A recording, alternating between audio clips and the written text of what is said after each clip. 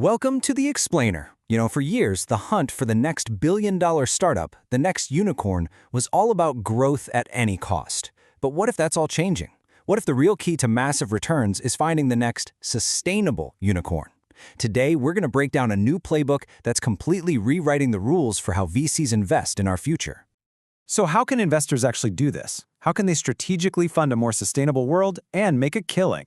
Well, to get the answer, we're diving into this incredible thesis from Aalto University. And they didn't just theorize, they went straight to the source. They talked to 25 of the top VCs, founders, and investors to figure out the new rules of the game. All right, so here's our game plan. We're going to look at how VCs and startups are thinking about sustainability. Then, we'll walk through the whole investment journey, finding the deals, growing the impact, exiting with a purpose, and finally putting it all together in a new playbook. Let's dive in. Okay, first up, VCs, startups, and sustainability. The big picture here is that the whole investment landscape is shifting. For the longest time, sustainability was just a checkbox, an ESG report you had to file away. But that's totally changing. Now it's becoming a real, measurable source of competitive advantage. And this slide really gets to the heart of that shift. The old way of thinking was all about ESG as risk management. Basically, how do we avoid getting sued or getting bad press? But the new way, it's all about sustainability as value creation. The smartest investors are realizing this isn't about avoiding harm, it's about actively creating positive impact, which, it turns out, is also really, really good for business. Okay, so that's the big idea. But how does it work in practice? Let's get into phase one, the search. How do VCs actually find these sustainable investments? It really boils down to a three-part strategy that the thesis identified. First, you've got to look for sustainability baked right into the core business model. Second, and this is crucial, the VCs themselves have to show they're committed. And third, you prioritize the startup's intention to be sustainable, not just what they've already done. And this quote from a VC nails it. Everybody wants to save the planet now because it's trendy, right? It's so true. But you have to peel back the layers. The best companies aren't just slapping a green label on their product. They're the ones who deeply understand how to tie impact and sustainability right into the business model itself. It can't be an afterthought, it has to be the engine. This brings us to a really cool idea they call interlock. Think of it like this. It's where every single dollar in revenue automatically generates an additional unit of positive impact. The more money the company makes, the more good it does in the world. They're interlocked. That's the dream scenario right there. The growth engine is the impact engine. But here's where it gets really interesting. It's not just a one-way street anymore. VCs can't just show up and demand sustainability creds from startups. The best founders are now flipping the script. They're asking the VCs, okay, so what are your credentials? It's become a two-way street. And a huge way VCs prove their commitment, especially over in Europe, is through something called the SFDR, or Sustainable Finance Disclosure Regulation. It's basically a framework that forces investment funds to come clean about their sustainability goals and how they're performing against them. No more hiding. And check out this quote from a founder. It shows you just how much this matters now.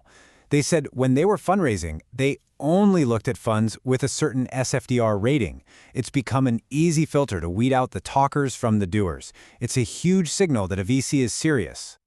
Okay, this next one is maybe the most surprising finding in the whole study. You'd think investors would want a startup to have all its sustainability ducks in a row from day one, right?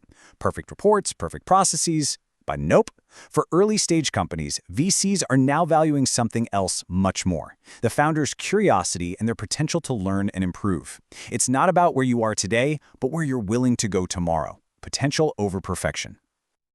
All right, so the deal is done. The money's in the bank. Now what? Now the real work starts. This brings us to phase two, the partnership. This is all about growing that green impact. And we're not talking about just writing a check and saying, good luck. The research actually lays out a specific system for this, and they call it the Responsible Support Framework. It's a formal way for VCs to help their startups really integrate sustainability into everything they do.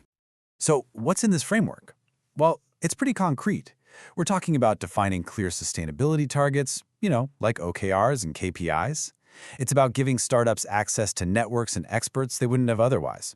They even integrate this stuff right into the investment terms, and sometimes offer financial incentives to sweeten the deal. It's about making it real and measurable. And I love this quote from a startup COO because it's so spot on. They say, look, if the sustainability goals get pushed into some separate ESG meeting, it's not going to be useful for anyone. For this to actually work, it has to be discussed in the main board meeting, right next to the financials. It has to be treated as a core business priority. Okay, so you find the company, you help it grow, and then comes the end game. Phase 3, the payoff. We're talking about exiting with purpose. This is where you see if all that hard work really paid off. And the keys to a successful sustainable exit are pretty clear. First, you have to be able to quantify the value you created. You can't just say, we did good things. You need the numbers to back it up. And second, you have to maintain sustainability as a top priority right through the sale. You have to convince the buyer that this is a strategic asset, not just a liability. So let's put all these pieces together. The research culminates in a new investment playbook, what they call the Sustainability Integration Model. So, to recap the model, Phase 1 is all about sourcing. You prioritize that business model integration, that interlock we talked about. You, the VC, have to demonstrate your own commitment, and you focus on the founder's intention and their potential to grow. Then you move into Phase 2, value creation. Here, it's all about defining those clear sustainability targets, using that responsible support framework to help them, and integrating it all deep into the company's governance and even the legal terms. And finally, Phase 3, the exit. This is where you quantify that impact and position sustainability not as a cost, but as a core strategic asset that actually increases the company's valuation. So what's the big takeaway from all this? It's pretty simple and pretty powerful. Sustainability is evolving. It's moving from just a moral imperative and nice to have to being a core driver of actual financial performance in venture capital. The line between doing good and doing well is basically disappearing. And that leaves us with a pretty provocative final thought.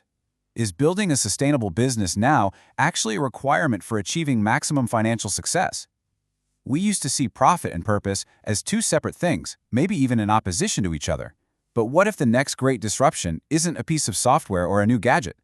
What if it's an entirely new business model where profit and purpose become one and the same?